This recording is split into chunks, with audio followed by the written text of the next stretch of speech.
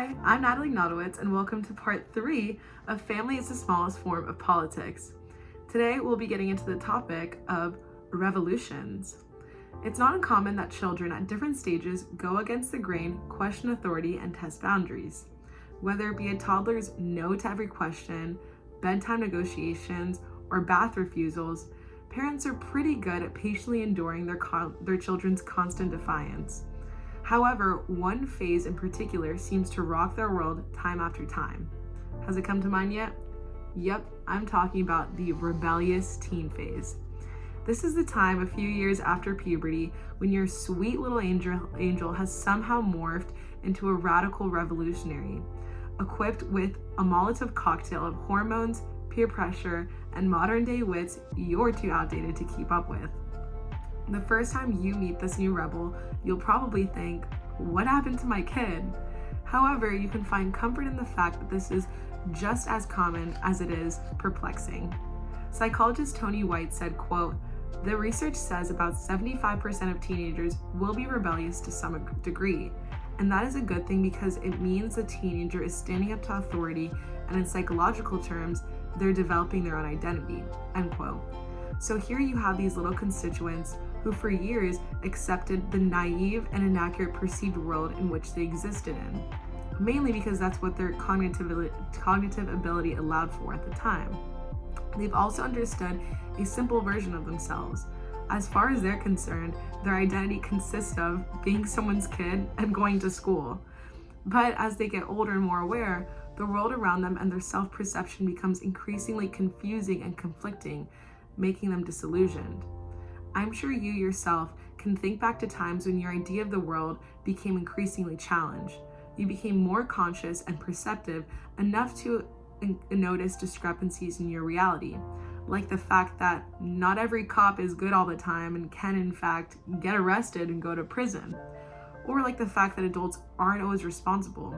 Sometimes they act like children and sometimes you're the adult in the situation. It's a lot. We often fear we don't understand, and more often than not, your teen will remind you of such with eye rolls because you just don't get it. So let's try to get it. Family psychologist Carl E. Pickard said that the quote, two common types of rebellion are against socially fitting in, also known as rebellion of nonconformity, and against adult authority, also known as rebellion of noncompliance. In both types, rebellion attracts adult attention by offending it. So, much like the developing stages of a revolution, there is an underground resistance group building and brewing.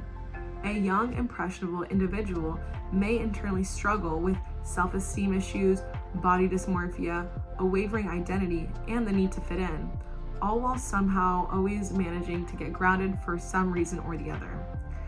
At its most rudimentary version, rebellious teens are like revolutions in the sense that a once compliant party has realized and decided they will no longer participate or support the current establishment and that something must be done about that.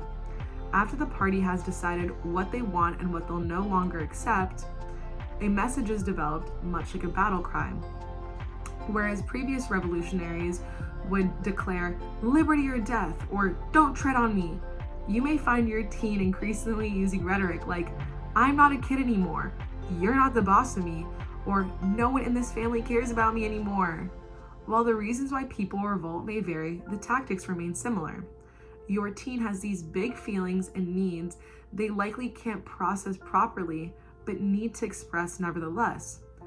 Rebellious teens and rebels alike use radical, controversial, and often offensive stunts or demonstrations to communicate their message.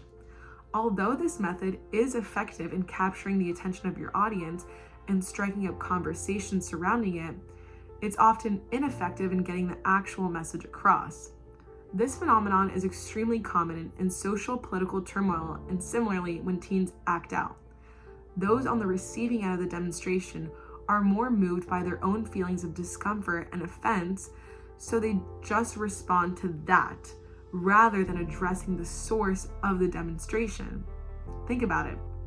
Sometimes we get frustrated when we see on the news that police or government silence and punish disruptive protesters for being disruptive, rather than taking the time to learn what is so awful in their lives that would drive them to yell in the streets in the first place. Although parenting is hard, on top of the various responsibilities you're already dealing with, and you likely constantly feel like you're not doing a good job at it, remember your child doesn't actually hate you and you're not a bad parent.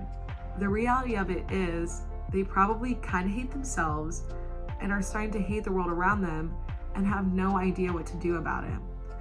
Instead of letting the words "I hate you" feed into the already existing insecurity you have about your parenting, put your ego aside and ask, where is this coming from? What is my child feeling? Rana Barris has worked in family and educational development for 40 years and compiled a list of, quote, 20 things teens say to set parents off. This list provides you with common phrases teens say versus what they probably mean. A few of them include, "I can do whatever I want" actually means, "I feel helpless and out of control." "You never give me what I want" means, "I need something for you and it's hard for me to convince you." "You're cruel" means, "Tell me you love me." And "It's all your fault" means, "I feel guilty." The good news is, all revolutions must come to an end, right?